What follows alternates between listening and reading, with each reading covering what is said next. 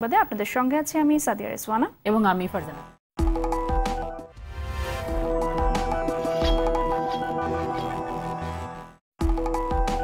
শুরুতেই জানাবো মহান মে দিবসের খবর।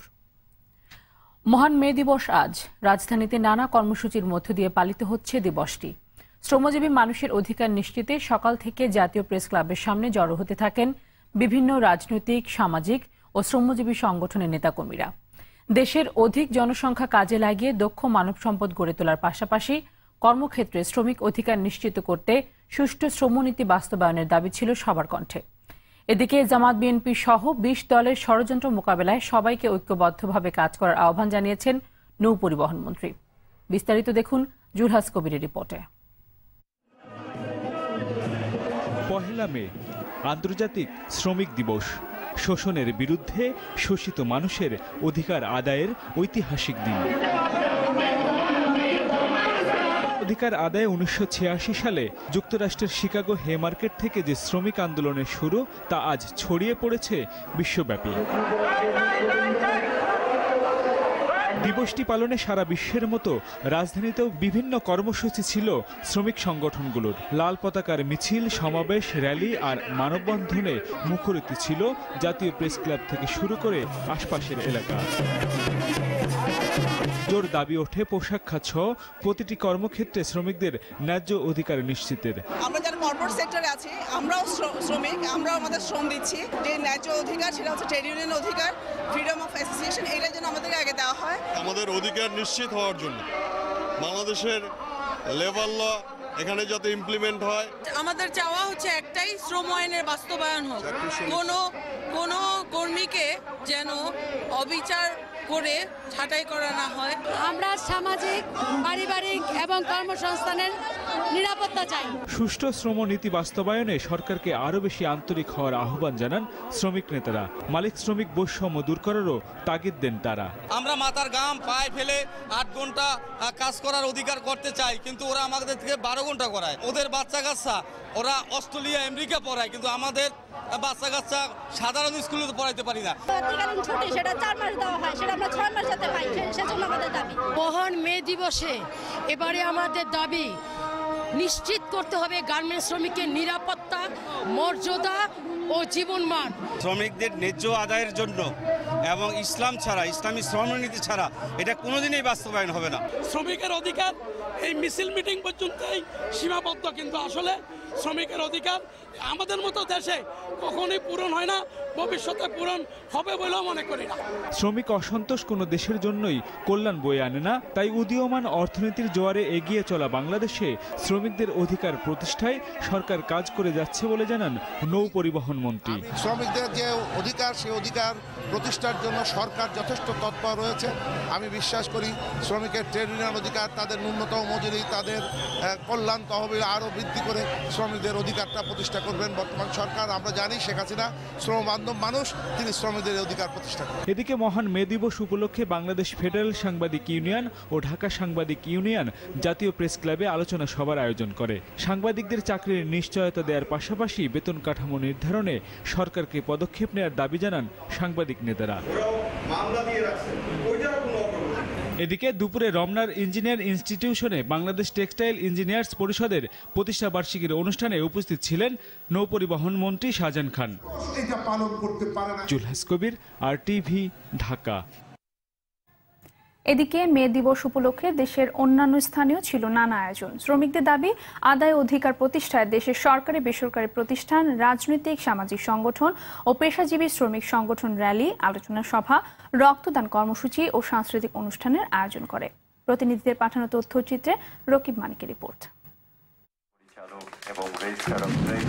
শ্রমিক মালিক গর্ব দেশ, এগিয়ে যাবে বাংলাদেশ, এই প্রতিপাদ্যকে সামনে রেখে বিভাগীয় শহর রাজশাহীতে মহান মে দিবস পালিত হয়েছে। শ্রম অধিদপ্তরের উদ্যোগে মহানগরীর গভর্নমেন্ট ল্যাবরেটরি হাই স্কুলের সামনে থেকে র্যালি বের করা হয়। চট্টগ্রামে মিছিল সমাবেশ করে বিভিন্ন শ্রমিক সংগঠনগুলো।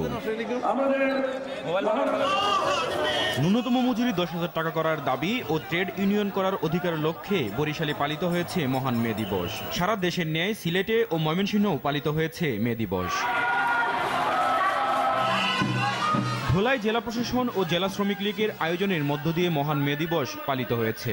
খুলনায়ও নানা আয়োজনে মে দিবস পালিত হয়েছে। এদিকে চাঁপাইনবাবগঞ্জ, চুয়াডাঙ্গা, যশোর, কুমিল্লা, নেত্রকোনা, মাদারীপুর, দিনাজপুর, রংপুর, কুষ্টিয়া সহ দেশের বিভিন্ন স্থানে নানা কর্মসূচির মধ্য দিয়ে মে দিবস পালিত হয়েছে। রফিক মানিক, RTV। শ্রমিক মালিকের হৃদ্যতাপূর্ণ সম্পর্ক তৈরি হলে দেশ এগিয়ে যাবে। শ্রম পরিবেশ উন্নয়ন ও শ্রমিকদের নিরাপত্তার দিকে খেয়াল রাখতে হবে মালিকদের। মহান মে দিবস উপলক্ষে বঙ্গবন্ধু আন্তর্জাতিক সম্মেলন কেন্দ্রে এক অনুষ্ঠানে এসব কথা বললেন প্রধানমন্ত্রী শেখ হাসিনা। কৃষক, শ্রমিক আর মেহনতি মানুষের জন্যই বর্তমান সরকার কাজ করছে বলে জানান প্রধানমন্ত্রী। মুজাহিদ হাসানের রিপোর্ট। শ্রমিক মালিক গর্ব দেশ, এগিয়ে যাবে বাংলাদেশ, এই প্রতিপাদ্যকে সামনে রেখে সারা বিশ্বের মতো বাংলাদেশেও পালিত হচ্ছে মহান মে দিবস। এ লক্ষ্যে রাজধানীর বঙ্গবন্ধু আন্তর্জাতিক সম্মেলন কেন্দ্রে শ্রম মন্ত্রণালয় আয়োজিত এক আলোচনা সভায় যোগ দেন প্রধানমন্ত্রী শেখ হাসিনা। প্রধান অতিথির বক্তব্যে প্রধানমন্ত্রী বলেন, শ্রমিকদের সততা ও নিষ্ঠার সঙ্গে কাজ করতে হবে, আর কর্মপরিবেশ ও শ্রমিকদের নিরাপত্তা নিশ্চিতে এগিয়ে আসতে হবে মালিকদের। শ্রমিক মালিক তাদের মধ্যে একটা হৃদ্যতাপূর্ণ সম্পর্ক থাকবে, একে অপরের পরিপূরক হিসেবে কাজ করবেন। বাংলাদেশ তবেই এগিয়ে যাবে। সকল শ্রমিক ভাই বোনদেরকে আমি এটুকুই বলবো যে এই মে দিবসের চেতনাকে ধারণ করে আমাদের এই বাংলাদেশকে এগিয়ে নিয়ে যাওয়ার জন্য সকলে আন্তরিকতার সাথে কাজ করবেন, আর এটুকু ভরসা রাখবেন যে আমার রাজনীতি আপনাদের জন্য। মালিকদের কাছে আমার আহ্বান যে আপনারা আপনাদের যারা শ্রম দিয়ে আপনার ইন্ডাস্ট্রি চালিয়ে রাখছে, আপনার অর্থ উপার্জনের পথ করে দিচ্ছে, তাদের ভালো মন্দ দেখা, তাদের কর্মপরিবেশ উন্নত করা, তাদের নিরাপত্তা দেখা, তাদের জীবনকে সচ্ছল করা, এটা আপনাদের দায়িত্ব। প্রধানমন্ত্রী বলেন, শ্রমিকদের ন্যূনতম মজুরি নির্ধারণ ও তার বাস্তবায়নে কাজ করছে বর্তমান সরকার। এদেশের মতো বেতন বৃদ্ধির হার পৃথিবীর আর কোনো দেশে নেই বলে চ্যালেঞ্জ ছুড়ে দেন প্রধানমন্ত্রী। আমি এটা চ্যালেঞ্জ দিতে পারি যে পৃথিবীর কোনো দেশ আমরা যে হারে বেতন বাড়িয়েছি, এই হারে কোনো দিন কোনো সরকার, কোনো দেশ, কোনো বেতন কোনো দেশে বৃদ্ধি করতে পারে নাই। আওয়ামী লীগকে শ্রমবান্ধব সরকার উল্লেখ করে প্রধানমন্ত্রী শ্রমিক নেতা নামধারী ষড়যন্ত্রকারীদের কঠোর সমালোচনা করেন। কিছু শ্রমিক নেতা জুটে যান, তারা যে কোথাকার শ্রমিক তা আমি জানি না, কিন্তু তারা নেতা সাজেন। একটা শ্রেণী আছে তাদের কাজই হচ্ছে, যেটা কিছুক্ষণ আগে আমার মাননীয় প্রতিমন্ত্রী বলে গেছেন, যে দেশে খবর নাই, বিদেশে মেসেজ পাঠাতে থাকে বাংলাদেশের বিরুদ্ধে। তাদের লাভটা কি? তারা কি ভাড়া খাটেন? কোনো বিদেশি এজেন্সির ভাড়া কেটে এটা করেন কিনা সেটাই আমার সন্দেহ। শুধু বাংলাদেশই নয়, দক্ষিণ এশিয়ার আর্থসামাজিক উন্নয়নের উপর গুরুত্ব আরোপ করেন প্রধানমন্ত্রী শেখ হাসিনা। মুজাহিদ হাসান, RTV, ঢাকা। প্রতি বছরই বিশ্বব্যাপী নানা আয়োজনে শ্রমিক দিবস পালন করা হয়, কিন্তু আজও নানা বঞ্চনা ও বৈষম্যের শিকার হচ্ছেন শ্রমিকরা। নারায়ণগঞ্জে বৃদ্ধ ও শিশু শ্রমিকদের ঝুঁকিপূর্ণ কাজ নিয়ে স্থানীয় প্রতিনিধি শাহাদাত হোসেন স্বপ্নের রিপোর্ট জানাচ্ছেন নুসরাত জাহান সিনথি। এইভাবে নানা ঝুঁকিপূর্ণ পরিবেশে প্রতিদিন নারায়ণগঞ্জের শত শত শিশু শ্রমিককে কাজ করতে দেখা যায়। যে বয়সে আর ৫-১০টা সাধারণ শিশুর মতো বই নিয়ে স্কুলে যাওয়ার কথা, সে বয়সে পরিবারের মুখে ভাত তুলে দেওয়ার দায়িত্ব এদের ছোট্ট কাঁধে। তাই বাধ্য হয়ে ঝুঁকিপূর্ণ পরিবেশে কাজ করতে হচ্ছে এসব শিশুদের। বাবা অনেক গরিব, আমার ঘরে কোনো বাজারের সোজা নাই, মানে আমি যা কাম করে নেই চলে। আমার বাবা কাজ করতে পারে না, মানে আমি কাজ করে সংসারে টাকা পয়সা দেই।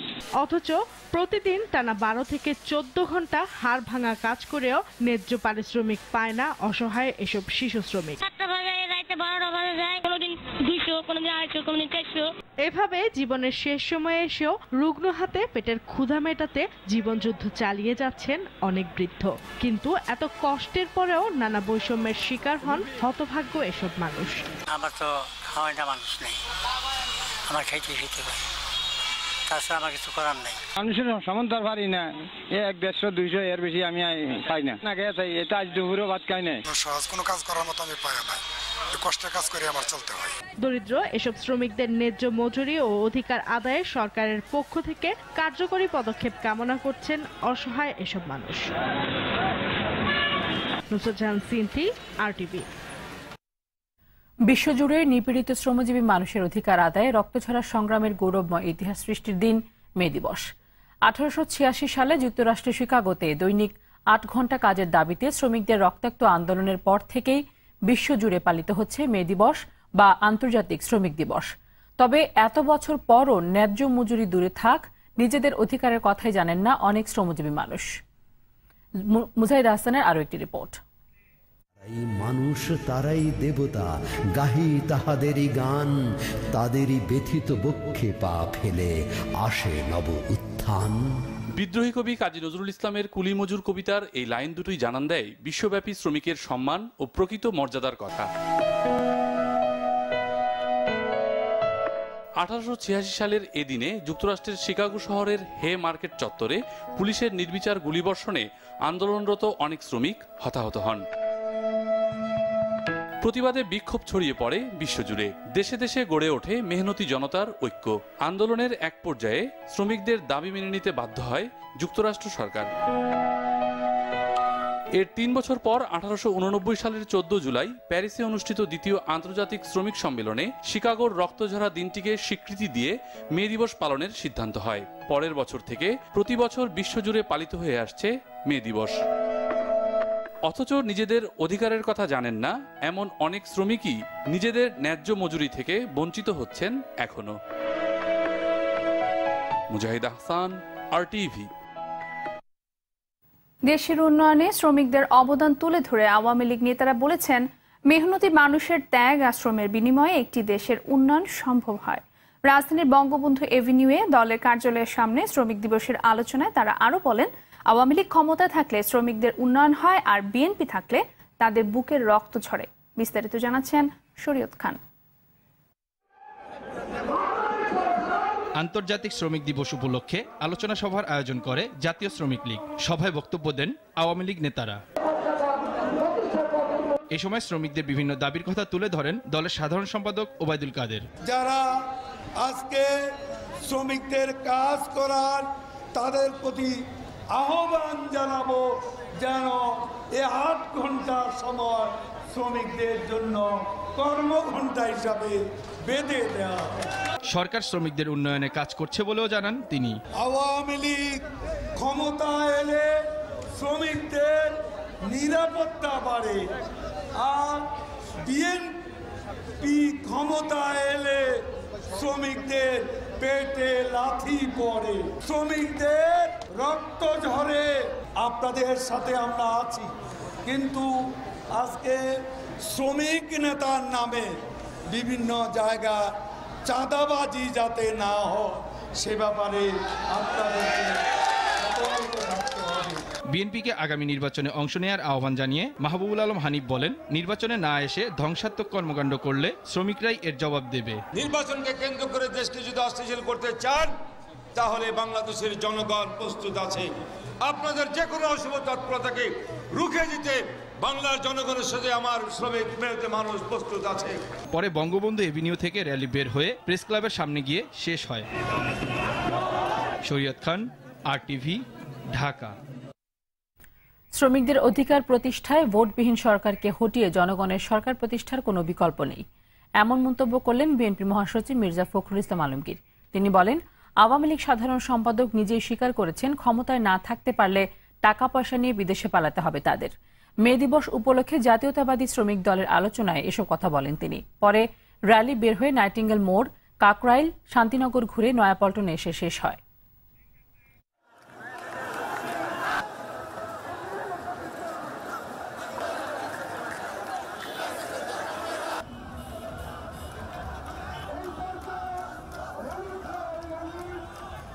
শ্রমিক ভাইদের অধিকার আদায়ের জন্য জনগণের সরকারের কোনো বিকল্প নেই।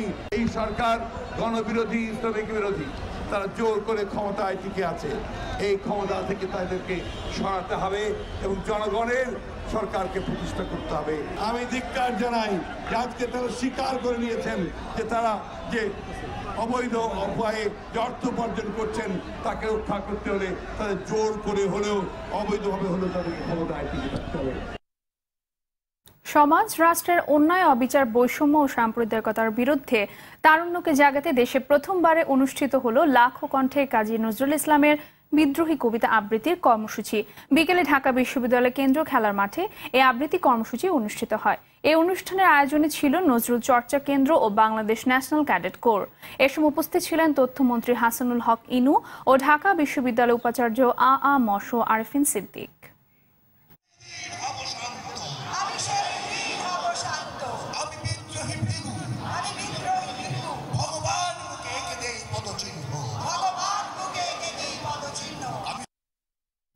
এবার অন্যান্য প্রসঙ্গ।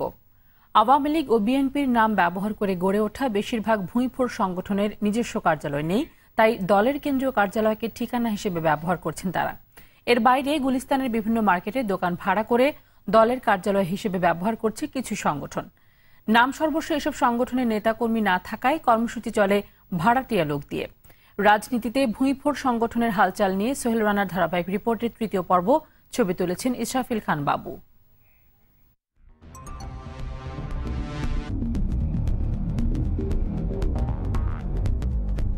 ভূঁইফোড় সংগঠন যাদের দায় নেয়ার কেউ নেই, নামকাওয়াস্তে বিভিন্ন টাইটেল ব্যবহার করে গড়ে ওঠা এসব সংগঠনের বেশিরভাগের কার্যালয় গুলিস্তান এলাকার বিভিন্ন মার্কেটের ভাড়া করা দোকান।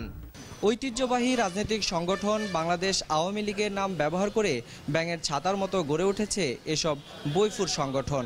এসব সংগঠনের কার্যালয় হিসেবে ব্যবহার করা হচ্ছে খদ্দরবাজার শপিং কমপ্লেক্সের এসব দোকানগুলো। যাদের দোকান নেই তারা ব্যানার পোস্টারে ব্যবহার করছেন দলীয় কার্যালয়ের ঠিকানা। ভূঁইফোড় সংগঠনগুলো আওয়ামী লীগ ও বঙ্গবন্ধু পরিবারের নাম ব্যবহার করায় বরাবরই এর বিরুদ্ধে অবস্থান আওয়ামী লীগের সাধারণ সম্পাদকের। একটা পদ দরকার, পদ নাই, পরিচয় নাই, সে পদের জন্য নানান জায়গায় ঘুরঘুর করে। বিরোধী দলে যখন যাব তখন কিন্তু এই ঘুরঘুর কেউ করবে না। এ ক্ষমতায় আসলে পদ পদবী একটু লোক দেখা যে অমুক এ হয়ে গেল, আমি কি হলাম, এইসব ভাবসাবগুলো ত্যাগ করতে হবে। মতাদর্শে ভিন্নতা থাকলেও এ বিষয়ে সোচ্চার বিএনপির সিনিয়র যুগ্ম মহাসচিব। বিএনপির স্বীকৃত যে অঙ্গ সংগঠন, সহযোগী সংগঠন আছে আমাদের গঠনতন্ত্রে, এর বাইরে এই ধরনের কোনো কিছু স্বীকৃতি নাই। আবার কিছু সহযোগী সংগঠন আছে আমাদের, যেটা স্বীকৃতি আছে। তো এটার বাইরে যে নানাভাবে যারা করে, এটা তো আমরা 5-6 বছর আগে আমরা লিখিত স্টেটমেন্ট দিয়ে বলেছি এদের সাথে দলের কোনো সম্পর্ক। তবে নিজেদের কার্যক্রমকে বৈধতা দিতে যুক্তির কমতি নেই নানা নামে গজে ওঠা অনাহত সংগঠনের নেতাদের। যে যাই বলুক না কেন, কাউও বলুক আর ফাউও বলুক আর যাই বলুক, আমরা রাজপথে আছি, রাজপথে থাকবো। আমরা আওয়ামী লীগ আছি, আওয়ামী লীগেই থাকবো। আমরা আওয়ামী লীগের ছাড়া আর কারোর চিনি না। আমি আওয়ামী লীগের পদ পাই নাই, অনেকে যুবলীগের পদ পায় নাই, ছাত্রলীগের পদ পায় নাই। আমরা মূল দল স্থান না পাওয়ার কারণে আমরা এটা করছি। আমি কোনো কর্মী দিয়ে কোনো জমি দখল করিনি, আমি টেন্ডারবাজি করিনি। আমাদের সংগঠনে দলমত নির্বিশেষে অনেক লোকে আমাদের সাড়া দিচ্ছে এবং বিভিন্ন দলের বড় বড় নেতারা আমাদের সাড়া দিচ্ছে। বিএনপির নীতি আদর্শ অনুযায়ী এই সংগঠনটাকে আমরা গড়ে তুলব। দেশনেত্রী বেগম খালেদা জিয়ার আদর্শ নিয়ে আমরা রাজনীতি করছি।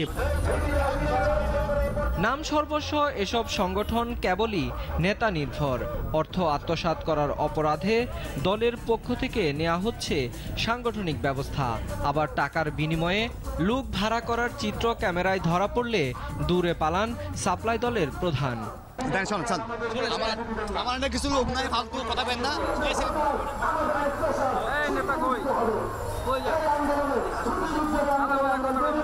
খোঁজ নিয়ে জানা গেল একই লোক ভাড়া খাটছেন সব সংগঠনের কর্মসূচিতে। ধারাবাহিক রিপোর্টের শেষ পর্বে থাকছে নাম সর্বস্ব সংগঠনের তথাকথিত কর্মী সরবরাহের রমরম বাণিজ্যের চিত্র। সোহেল রানা, RTV, ঢাকা। সমাজ আর প্রশাসনের কাছে বিচার না পাওয়ার প্রতিবাদে শিশুকন্যা সহ ট্রেনের নিচে আত্মাহুতি দিয়েছেন গাজীপুরের হযরত আলী, এমন দাবি পরিবারের। সান্ত্বনা দিতে গিয়ে মানবাধিকার কমিশনের চেয়ারম্যানও বললেন, বিচারহীনতার সংস্কৃতির কারণেই ঘটছে এমন ঘটনা। গাজীপুর থেকে স্টাফ রিপোর্টার আজহারুল হকের রিপোর্ট জানাচ্ছেন রাসেল আহমেদ। গেল শনিবার শিশু কন্যাসহ ট্রেনের নিচে ঝাঁপ দিয়ে আত্মহত্যা করেন গাজীপুরের শ্রীপুর উপজেলার গোসিঙ্গা সিটপাড় এলাকার হজরত আলী। তার স্ত্রী জানান, গরু ছাগল নিয়ে যাওয়া, বাড়িঘর থেকে উচ্ছেদের চেষ্টা, শিশুকন্যাকে মারধর করে ধর্ষণের চেষ্টা এবং অপহরণের হুমকি দেওয়ার পর স্থানীয় শ্রীপুর থানায় অভিযোগ দেওয়া হয়, কিন্তু তারপরও পুলিশ কোনো ব্যবস্থা নেয়নি। বিচার চেয়ে প্রতিকার পাননি স্থানীয় সালিশদার ও চেয়ারম্যান মেম্বারদের কাছেও। ক্ষোভ আর অভিমানে তাই আত্মহত্যার পথ বেছে নেন হজরত আলী। ফারুক এটা নেওয়া পর আমার মায়ের ভাবকে জ্বালাইছেন, পরে সানাইলে মামলা হচ্ছিলাম, এই মাটারই মরছে আমার মা। পরে শুনছি যে বড় বলে সালিশ করে দিছেন নাকি, পরে ওই যে জরিফানা ধরে দিছেন, ওই জরিফানার টেহাটা আর দিচ্ছে না। মায়াটার মায় কাইলে চিকেন ঢুকির পারছে, এটাই শুনছি। স্থানীয়দের সঙ্গে কথা বলে হালিমা বেগমের অভিযোগের সত্যতা পান জাতীয় মানবাধিকার কমিশনের চেয়ারম্যান। পুলিশ প্রশাসন এরকম একটা ঘটনা ঘটছে, তাদের কাছে গিয়েছে, আবেদন করেছে, কিন্তু তারপরে তারা কোনো অ্যাকশন নেয়নি। তারাও এই দায়িত্ব থেকে তাদের মুক্তি পেতে পারে না। এবং এই জন্য আমি মনে করি যে এখানে যে দায়িত্ব অবহেলা হয়েছে সেটা মানবাধিকার লঙ্ঘন তো হয়েছেই, এবং অনেক ক্ষেত্রে এটা ক্রিমিনাল অফেন্স হয়েছে, ফৌজদারি অপরাধ হয়েছে। বিষয়টি খতিয়ে দেখে যথাযথ ব্যবস্থা নেওয়ার আশ্বাস দিলেন গাজীপুরের পুলিশ সুপার। এই ঘটনার যে মীমাংসাকারীদের কথা ছিল, প্যানেল মেম্বার আবুল ব্যাপারী, তাকে আমরা গ্রেপ্তার করে জিআরপি থানায় দিয়েছি, মামলা রয়েছে, আমার তদন্ত চলছে। এছাড়া ওদের বাড়িতে যেন কোনো সমস্যা না হয় সে কারণে আমরা প্রচুর পরিমাণে পুলিশ রেখেছি। পুলিশের কোনো গাফিলতি আছে কিনা সেটা আমরা তদন্ত করছি। এবং আমরা রাসেল আহমেদ, RTV।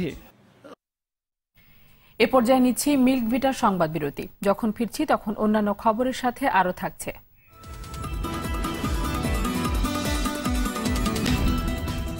2 মাসের নিষেধাজ্ঞা শেষে আবারও ইলিশ শিকারে জেলেরা, কর্মসূচি ঠিকঠাক পালনে আকারে বড় ও উৎপাদন বেশি হওয়ার আশা। এবং বোরো ধানে ব্লাস্ট ছত্রাকের আক্রমণ, দিনাজপুর, নীলফামারী ও সাতক্ষীরার বিভিন্ন স্থানে। কালবৈশাখী ঝড়ে রাজশাহী ও নওগাঁয় 2 জনের মৃত্যু।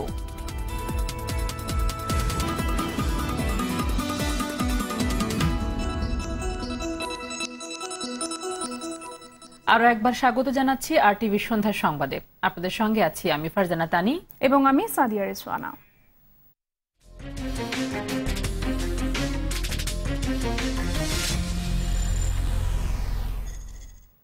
দু মাসের নিষেধাজ্ঞা শেষে আজ থেকে আবার নদীতে নেমেছেন জেলেরা। সকালে চাঁদপুর এলাকায় পদ্মা নদীতে ইলিশ সহ সব ধরনের মাছ শিকারে নামেন স্থানীয় জেলেরা। এই সময় তাদের মধ্যে বেশ উৎসাহ উদ্দীপনা দেখা যায়। ইলিশের পোনা ও জাটকা রক্ষা কর্মসূচির অংশ হিসেবে মার্চ এপ্রিল 2 মাস ইলিশ সহ সব ধরনের মাছ ধরা নিষিদ্ধ ছিল। বিনিময়ে জেলেদের চাল ও নগদ অর্থ দেওয়া হয়। বেশিরভাগ জেলে এই নিষেধাজ্ঞা মেনে চলে। মৎস্য কর্মকর্তারা আশা করছেন এই কর্মসূচি সফলভাবে বাস্তবায়ন হওয়ায় এবার ইলিশের উৎপাদন বাড়বে।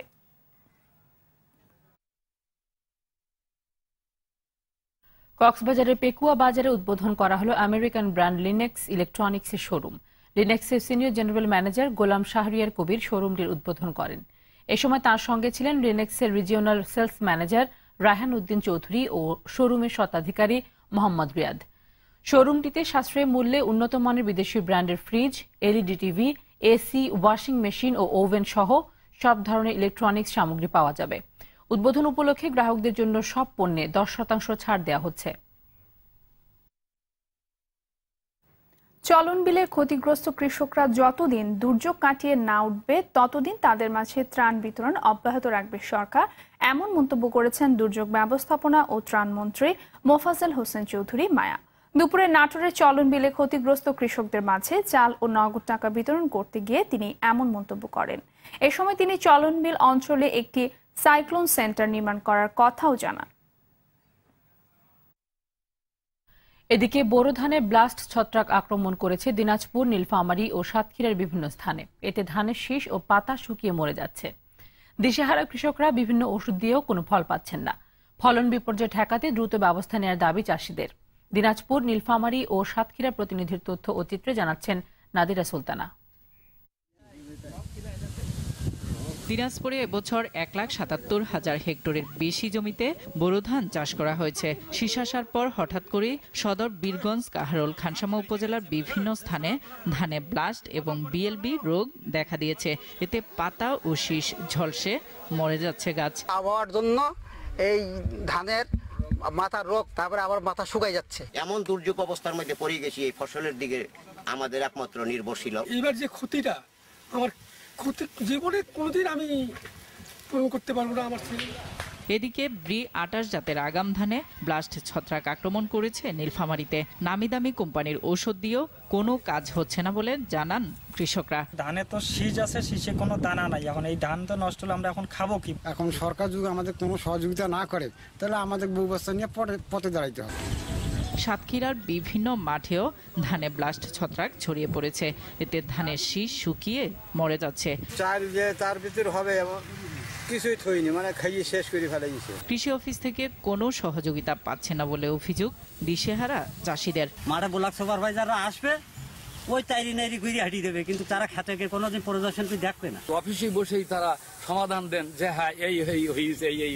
দিন ও রাতের তাপমাত্রার পার্থক্য সহ আবহাওয়া পরিবর্তনের কারণে ব্লাস্ট ছত্রাক আক্রমণ করেছে বলে জানান কৃষি কর্মকর্তা। মেঘাচ্ছন্ন আকাশ, গুড়ি গুড়ি বৃষ্টি, কখনো ঝোড়ো হাওয়া এবং দিনের তাপমাত্রা যখন খুব বেশি, আবার রাতের বেলা ঠান্ডা আবহাওয়া, এই সমস্ত আবহাওয়ার কারণেই আমাদের এই ব্লাস্ট রোগটি অনুকূল আবহাওয়া হওয়াতে বেশি হচ্ছে। কৃষকদের রক্ষায় ব্লাস্ট ছড়িয়ে পড়া ঠেকাতে দ্রুত ব্যবস্থা নেওয়ার দাবি সবার। নাদিরা সুলতানা, RTV। কালবৈশাখী ঝড়ে রাজশাহী ও নওগাঁয় মারা গেছেন 2 জন। রাজশাহীতে ঝড়ের কবলে পড়ে পদ্মা নদীতে নৌকাডুবিতে নিখোঁজ রয়েছেন 3 জন। এছাড়াও সুনামগঞ্জ ও নাটোরে 1000-এরও বেশি কাঁচাবাড়ি ঘর বিধ্বস্ত হয়েছে। উপড়ে গেছে অনেক গাছ। ব্যাপক ক্ষতি হয়েছে বোরো ফসল ও আমের। প্রতিনিধিদের পাঠানো তথ্যচিত্রে জানাচ্ছেন নোমান শিবলি। ঝড়ে রাজশাহীর গোদাগাড়িতে গাছ চাপা পড়ে মারা গেছেন এক কৃষক। ঝড়ে হাওয়ার কবলে পড়ে পদ্মা নদীতে নৌকাডুবিতে নিখোঁজ হয়েছেন 3 জন। এছাড়া রাজশাহী মহানগরী সহ আশেপাশের এলাকায় উপড়ে গেছে অনেক গাছ এবং কিছু বিদ্যুতের পিলার। ব্যাপক ক্ষতি হয়েছে আমের মুকুলের। নওগাঁর রানীনগরে কালবৈশাখী ঝড়ে বজ্রপাতে সোরমান আলী নামে এক নির্মাণ শ্রমিক নিহত হয়েছেন। ঝড়ে অর্ধশতাধিক কাঁচাপাকা ঘর এবং স্কুল ক্ষতিগ্রস্ত হয়েছে। এছাড়া ক্ষতিগ্রস্ত হয়েছে উঠতি বোরো ফসল।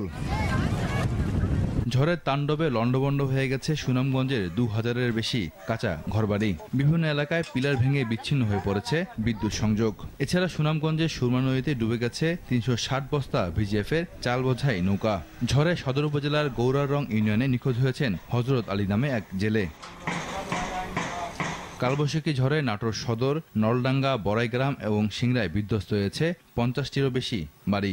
এছাড়া ব্যাপক ক্ষতি হয়েছে বোরো ফসলের। নোমান শিবলি, RTV। আবারও মিল্ক ভিটার সংবাদ বিরতি। যখন ফিরছি তখন অন্যান্য সংবাদের সঙ্গে যা থাকছে।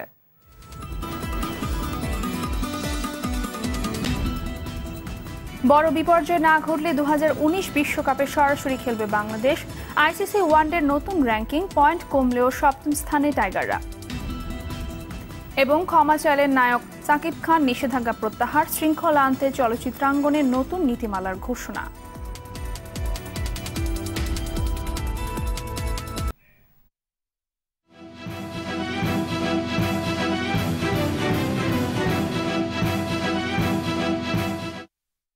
শুরুতে ন্যাশনাল লাইফ ইন্স্যুরেন্স আন্তর্জাতিক সংবাদ। উত্তর কোরীয় নেতা কিম জং উনকে স্মার্ট ও বুদ্ধিমান নেতা বললেন মার্কিন প্রেসিডেন্ট ডোনাল্ড ট্রাম্প। রোববার CBS চ্যানেলকে দেওয়া ফেস দ্য নেশন অনুষ্ঠানে এই মন্তব্য করেন তিনি। ট্রাম্প বলেন, মাত্র 27 বছরে ক্ষমতায় গেছেন জং উন। অনেকেই ছিনিয়ে নেওয়ার চেষ্টা করলেও খুবই বুদ্ধিমত্তার সঙ্গে তা আগলে রেখেছেন। উত্তর কোরিয়ার ক্ষেপণাস্ত্র ও পরমাণু কর্মসূচিকে ঘিরে কোরীয় উপদ্বীপে যুদ্ধাবস্থার মধ্যেই আসে ট্রাম্পের এই মন্তব্য।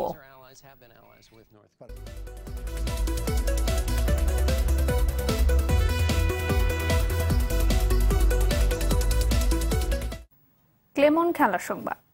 পারফরমেন্সে বড় ধরনের বিপর্যয় না ঘটলে সরাসরি 2019 সালের বিশ্বকাপ খেলতে পারবে টাইগাররা। ক্রিকেটের নিয়ন্ত্রক সংস্থা আইসিসির প্রকাশিত ওয়ানডে নতুন র্যাঙ্কিং থেকে এমনটাই আভাস পাওয়া যাচ্ছে। ওয়ানডে র্যাঙ্কিংয়ে বাংলাদেশ 1 পয়েন্ট হারলেও 91 পয়েন্ট নিয়ে 7ম অবস্থানেই রয়েছে। র্যাঙ্কিংয়ের অবস্থান অপরিবর্তিত থাকলেও শ্রীলঙ্কার সঙ্গে রেটিং পয়েন্টের ব্যবধান কমেছে মাশরাফি বাহিনীর। 6ষ্ঠ স্থানে থাকা শ্রীলঙ্কার 5ম পয়েন্ট কমে রেটিং 93। একইভাবে 8ম স্থানে থাকা পাকিস্তানের 2 পয়েন্ট কমায় রেটিং দাঁড়িয়েছে 88। এতে পয়েন্ট ব্যবধান 3 বেড়েছে বাংলাদেশের। এই র্যাঙ্কিং অনুযায়ী সবচেয়ে গুরুত্বপূর্ণ 9 থাকা ওয়েস্ট ইন্ডিজ 4 পয়েন্ট হারিয়ে তাদের পয়েন্ট এখন 79। বাংলাদেশ ক্যারিবীয়দের চেয়ে এগিয়ে আছে 12 পয়েন্টে। এর মধ্যে ওয়েস্ট ইন্ডিজের এই ব্যবধান কমিয়ে আনার সম্ভাবনা তেমন নেই বললেই চলে।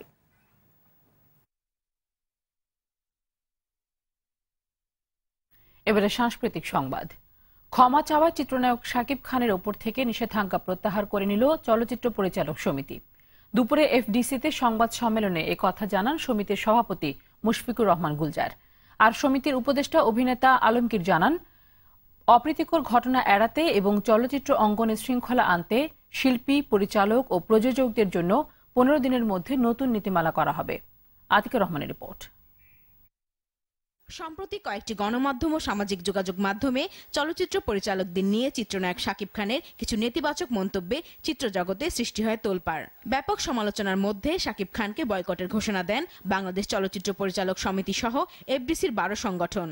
এমন প্রেক্ষাপটে অভিনেতা আলমগীরের মধ্যস্থতায় 30 এপ্রিল রাতে এফডিসিতে এসে পরিচালকদের কাছে ক্ষমা চান শাকিব খান।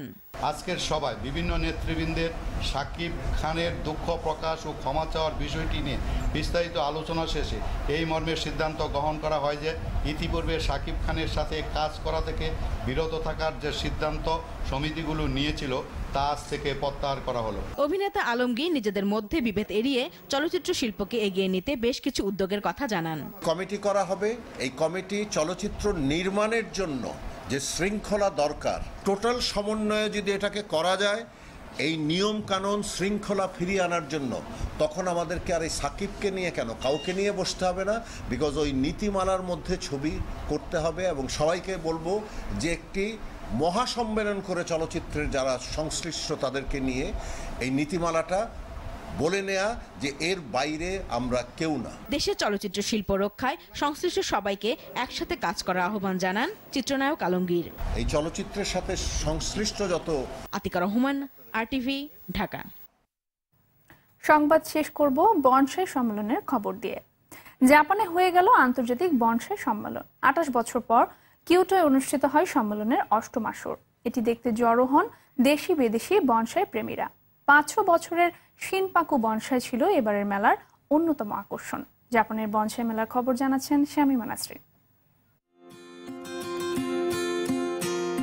বনসাই এটি মিশে আছে জাপানের ঐতিহ্যের সঙ্গে। প্রাচীন আর রাজকীয় গাছের ক্ষুদে সংস্করণ সম্পর্কে জানাতেই আয়োজন দ্য ওয়ার্ল্ড বনসাই কনভেনশনের।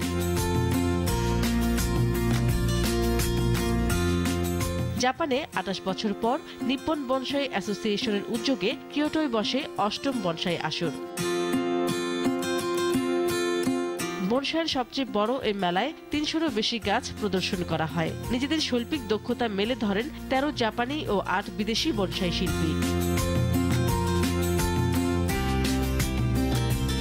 500 বছরের পুরনো শিনপাকু বনসাইটি জিতে নেয় এবারের সর্বোচ্চ পুরস্কার। ওয়ার্ল্ড বনসাই ফ্রেন্ডশিপ ফেডারেলের উদ্যোগে 1989 সালে প্রথম বসে বনসাই সম্মেলন। সেই থেকে প্রতি 4 বছর পর পর এমন আয়োজন করে যুক্তরাষ্ট্র, ইউরোপ, চীন, কোরিয়া সহ বিভিন্ন দেশ।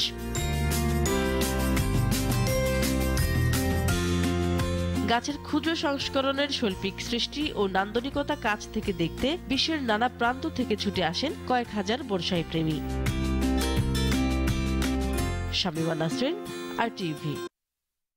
এরই সঙ্গে শেষ করছি সন্ধ্যার সংবাদ। তার আগে মার্কেন্টাইল ব্যাংক শিরোনামগুলো জানিয়ে দিচ্ছি আরো একবার।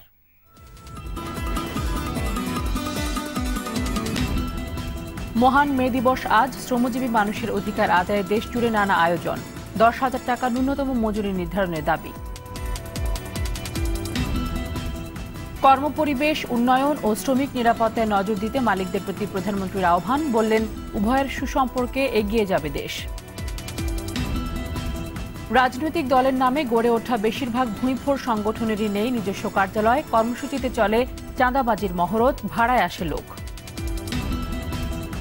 এবং বিচার না পেয়ে শিশু কন্যা সহ ট্রেনের নিচে আত্মাহুতি। গাজীপুরের হতভাগা হযরত আলীর বিচারহীনতায় সংস্কৃতিকে দায়ী করলেন মানবাধিকার কমিশন চেয়ারম্যান। সন্ধ্যার সংবাদ এই পর্যন্তই। আরটিভি সবশেষ সংবাদ জানতে যেকোনো মোবাইল থেকে 4141 নম্বরে ডায়াল করুন। মোবাইল ফোনের সংবাদ দেখতে অ্যাপ স্টোর, গুগল প্লে বা উইন্ডোজ স্টোর থেকে ডাউনলোড করুন আরটিভি অ্যাপস। আর তাৎক্ষণিক বিনোদন সংবাদ জানতে দেশের যে কোনো প্রান্ত থেকে ভিজিট করুন www.rtvonline.com। ধন্যবাদ সবাইকে। ধন্যবাদ।